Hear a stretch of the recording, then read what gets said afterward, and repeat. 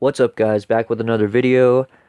Today I'm going to be going over Mortar strategy, and I know what a lot of you guys might be thinking. You might be thinking that the Mortar's the worst card in the game and that you would never even think about using it, and that's okay. I personally think that Mortar is one of the more underestimated cards, and it's a lot better than people give it credit for. It's a common, so you can upgrade it fairly easily. It has a lot more life and does a lot more damage than people would think as well. Next, I'd like to thank Super Luke and Wardman for sharing some replays and giving me some to record because I don't really play Mortar, and so it's good to have some pro Mortar players' replays to analyze. Um, they're both from the Clan Christians. They have multiple good Mortar players down there, and Wardman, you'll see two of his replays, is probably the best Mortar player that I've ever come across. He has gotten close to 5,000 trophies with the same Mortar deck on multiple occasions. There's the deck right there. He's a very skilled player. He's only level 11, and while I was in their clan filming some of these replays, he beat 3 level 13s with maxed out cards, or at least close. In this replay, I think the Berserker had 2 level 10 rares, which is as close to max as you can get. So, and then the third replay of this game, you'll see him playing a guy named XYK and then some Arabic letters, I believe. He's a level 13 and has all max cards, and his highest season was 4th globally, and Wardman beat him. So I was definitely very, very impressed by that, and I hope you guys are too. I'd also like to thank him for giving me some tips. He gave me about 5 tips, typed them out when I went to his clan, and I'll give those to you now. The first tip, he said to make sure to protect your mortar. Of course, you need to do that. Make sure to not overextend. You still want to have some elixir to be able to defend with, so don't waste all your elixir on a push when you know that your opponent's coming with a push, but you got to use your better judgment and make sure to protect your mortar, but not to overprotect it, just like with any deck. The second tip he said is that you need to win the elixir battle, and I totally agree with that. I think that with cheaper decks like Miner, Log Zap Bait, Hog, and Mortar decks, it's definitely more important to win elixir battles because you can't take out a tower in one big push like you could with a golem or a graveyard. You can afford to make some bad exchanges with big push decks because you can just overrun a tower. The third tip is definitely the hardest one to get a hang of, and is also probably the best tip. He said that obviously the mortar has more, like I said earlier, has more HP than most people would think, so he likes to use it defensively.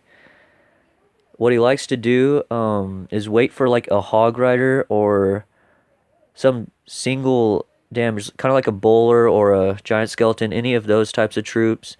Once they get in range of your tower, you place down your mortar, and so the tower is shooting at, say, the hog rider, while the hog rider will be damaging the mortar, but the mortar will also hopefully get a shot off while defending. So that's definitely, you gotta have really good timing. You gotta place it right at the right time, and if you mess it up, of course you're gonna take some pretty bad damage. But if you can get the hang of that, that's definitely a very high skill play.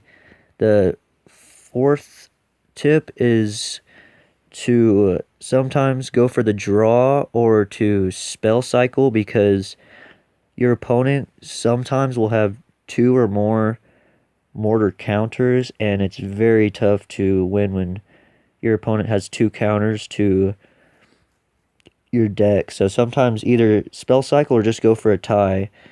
And I know a lot of people don't like going for ties, so I guess you could just lose if you want to. Next tip is if they have one counter, like say a royal giant, you've got to wait for them to play that and then play your mortar. You gotta make sure you got a good window to play it. So those are all of his tips, guys. Um, Definitely lots of good tips. Hope y'all at least give this deck a chance, or a mortar deck a chance if you want. I mean, you don't have to, obviously, but the mortar, like I said earlier in the video, is a common, so can be upgraded fairly easily. Wardman has it level 12 as a level 11, so he's definitely got it high leveled, and a lot of the other guys in Christians, the clan Christians, have it very high leveled as well.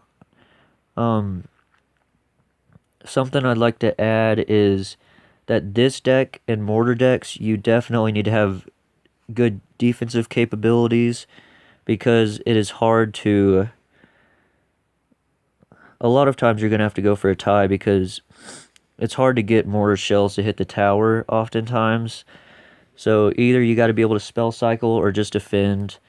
And if you can draw enough times, and like say you draw 2 out of 3 times but win the other, you'll eventually start pushing real high. So just keep, the top thing you need to work on, I would say, is probably your defense, because eventually you'll push high enough and you'll get enough trophies. And now that we have the seasons, I mean not the seasons, the leagues, where like if you get to 4300 you get a special chest.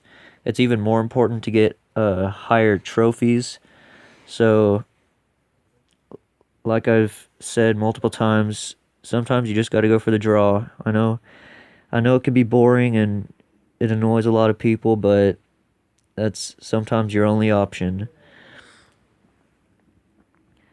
So here is the replay I was talking about against the guy who got number 4 in the world globally. That was his best season ever, and I'll just kind of analyze Wardman's plays.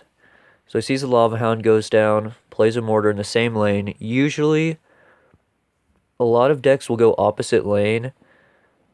I'm not totally sure why he went down the same lane, but he is able to counter this push fairly easily because of his Inferno. So you saw those expert arrows. That was very well played on Wardman's part. Killed the lava pups right as they popped out, and so the Inferno Tower was able to easily lock onto the balloon, and then the Spear Goblins took out the Mega Minion. This deck has a lot of air targeting troops, so playing Lava Hounds shouldn't be a problem at all. And here we'll see Wardman kite the minions with the goblins, which is a very good play. The minions don't get any damage on either tower. Here Wardman plays another aggressive mortar.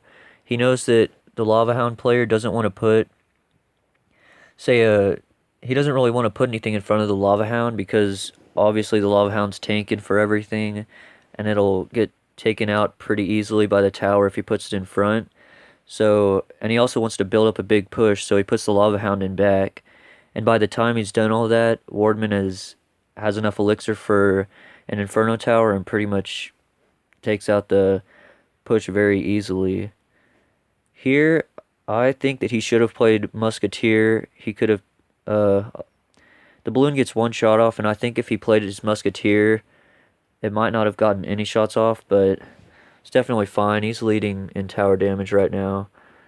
And also you'll see him play the rocket defensively a lot, especially against elite barbs. It counters elite barbs very well.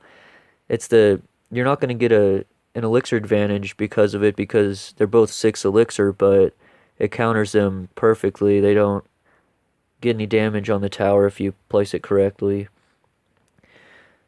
So right here, once again, another defensive rocket. Sadly, the Lava Hound popped at a pretty inconvenient time, and so the Mega Minion was moved out of the way and didn't get hit by the rocket, but Wardman was able to once again distract the Mega Minion and cycle back to his Musketeer. And this guy has very few ground troops, so this mortar deck is very good against air. And by the time these troops get to his tower, the game's over. So definitely very expert, very good job by Wardman.